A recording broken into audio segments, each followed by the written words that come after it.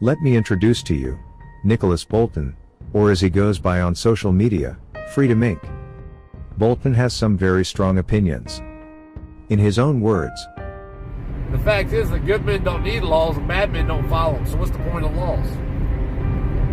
If it was a common law, we all would know. Don't kill nobody, don't steal nobody's shit, don't assault nobody, don't commit any immoral acts, right? And that begs the question, has Nicholas Bolton committed immoral acts? The answer may surprise you. Evidently, Nicholas Bolton cannot follow the very common law he espouses should govern the United States. Particularly, he has a history of stealing. Bolton was first arrested for possession of stolen property on May 28, 2002. On January 16, 2012, Bolton was convicted by a plea for unauthorized use of property. He was again arrested for stolen property on August 21, 2012. Bolton appears to be quite the poster boy for following so-called common law. Then there was the night of September 6, 2015, which Bolton drove his Ford sedan away from 2300 Reading Road, Cincinnati, Ohio after an accident. Bolton was guilty of stopping after accident on other than public roads or highways and reasonable control. Yet another instance of Bolton's disregard for others' property. Things all began to come to a head for Bolton on March 27, 2013. Bolton was charged with 3 counts of possession of stolen property, 2 counts of money laundering, 2 counts of possession of criminal tools, 2 counts of telecommunications fraud, as well as being a felon in possession of a firearm. Ultimately, Bolton pled. Bolton's cooperation with authorities reduced his sentence to 21 months in prison for his crimes. Before the plea deal, an affidavit was entered into court records. Unlike other legal documents, a court order sealed the contents of that affidavit. Why? Does it contain the details about Bolton's cooperation? According to uscourts.gov, criminal case documents and hearing transcripts are sometimes sealed to protect cooperating witnesses from retaliation. Did this affidavit contain information for which somebody would want to retaliate against Bolton? Was it to protect someone else? Perhaps we'll never know. We'll never know why Bolton was given such a merciful plea deal. It didn't take long for Bolton's family to feel the pain of his incarceration.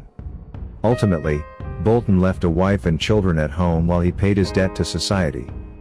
Perhaps caving to the pressure, Bolton's wife, Christy, was charged with possession of drugs, drug paraphernalia, and 2 counts of child endangerment just months after Bolton was incarcerated. Then in July of the following year, Christy and family were taken to court and ultimately evicted in Bolton's absence.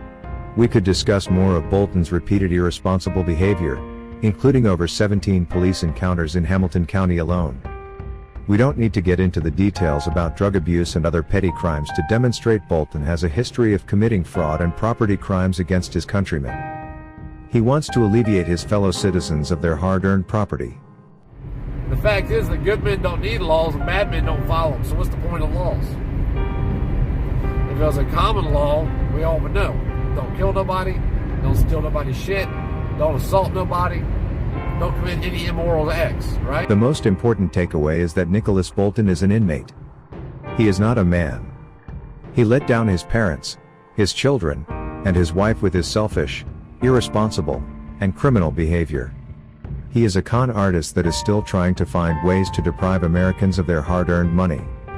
He's just found a new avenue: YouTube, PayPal, and Patreon.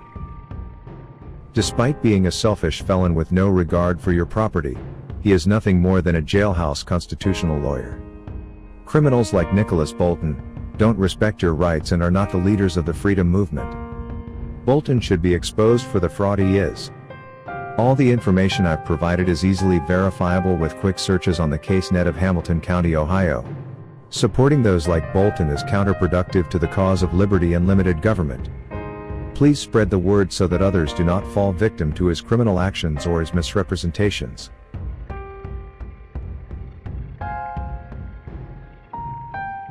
If you would like a breakdown of why what Bolton says is verifiably false, let me know in the comments down below and with likes and shares. Bye for now.